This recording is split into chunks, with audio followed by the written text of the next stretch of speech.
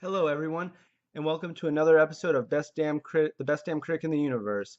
This is episode 8, and I will be reviewing the Harry Potter inspired movie Fantastic Beasts and Where to Find Them. Now, Fantastic Beasts and Where to Find Them is the story of Newt Scamander coming to America for an unknown reason, with a with a trunk full of magical creatures, and they escape through chance, and it's his adventure to try and find his monsters again, or his creatures. So let's start off with characters.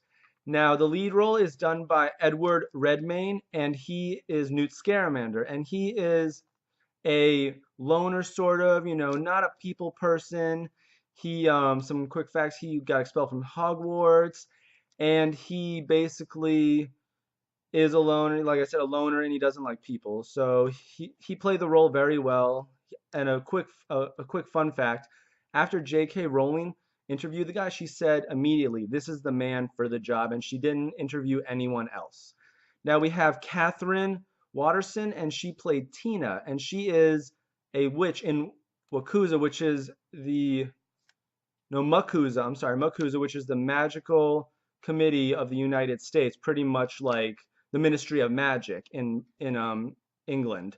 So she is a witch, and by chance she comes across Mr. Scamander, and she becomes part of his adventure trying to find the magical creatures. And she and him have very good chemistry. They have good tension. It seems real, and they she did a very good job. Now, Colin Farrell plays Graves. He's like the head of the magical enforcement. He's basically like, yeah, like the captain of them. And he plays a good role, a gruff sort of, mm, sort of, you don't know if he's evil or not sort of guy. And Johnny Depp plays the villain, Grindelwald, and he does a good job. You don't see him much, but I can tell he will do great in this film, but you do not see him much.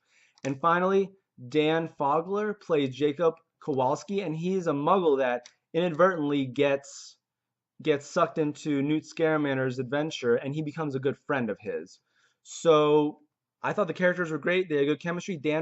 Fogler made gave us a lot of gave us a lot of comic relief. If you've seen him in Balls of Fury, which he was the lead, he did very, very well.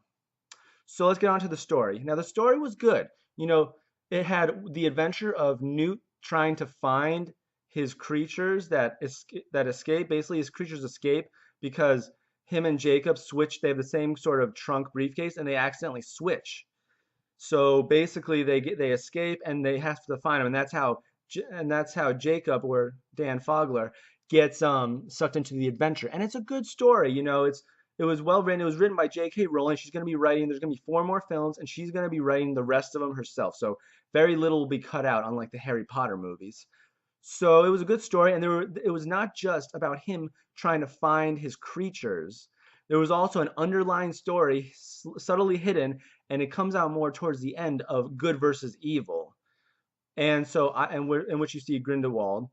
So I thought the story was very good. It was slightly complex, but not too complex to where you couldn't really follow the story. So it was easily followable, and it was, they had some good tension between between Tina, which is Catherine Watterson, and Newt Scamander, which is Edward Redmayne. Some good tension, comic relief from Jacob Kowalski, who is played by Dan Fogler, and it was a very good, it was very good.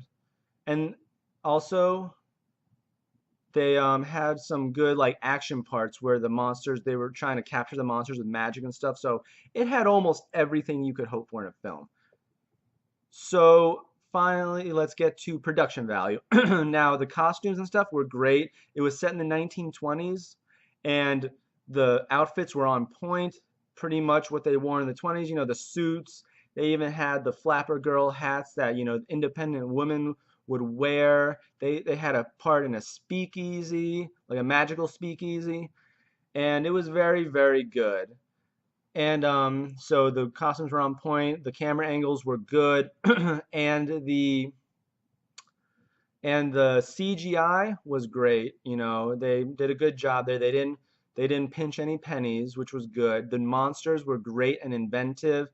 They even had a Grindylow, which, if you remembered from Harry Potter, was in The Prisoner of Azkaban, which I thought was cool.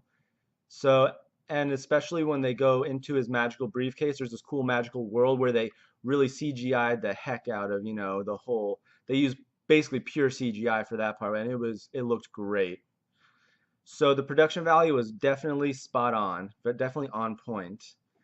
And so basically, I'm gonna give it a 9 out of 10. I thoroughly enjoyed it. The the actors were great. They had good chemistry together. Dan and Colin and Edward and Catherine had great chemistry. They really worked together very well. Even with the supporting characters, like her sister's character was very good. She was a love interest of Jacob Kowalski, who's Dan Fogler.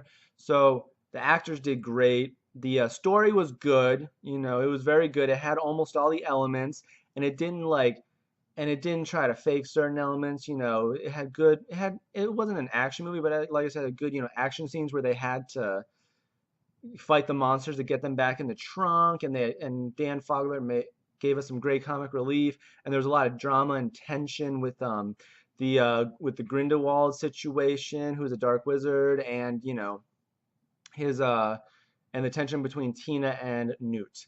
So I'm gonna give it a 9 out of 10. And before you go, please, please, please like and share this video, and please like my Facebook page, The Best Damn Critic in the Universe, and please subscribe to my YouTube channel, The Best Damn Critic in the Universe. And so finally, this is The Best Damn Critic in the Universe signing off.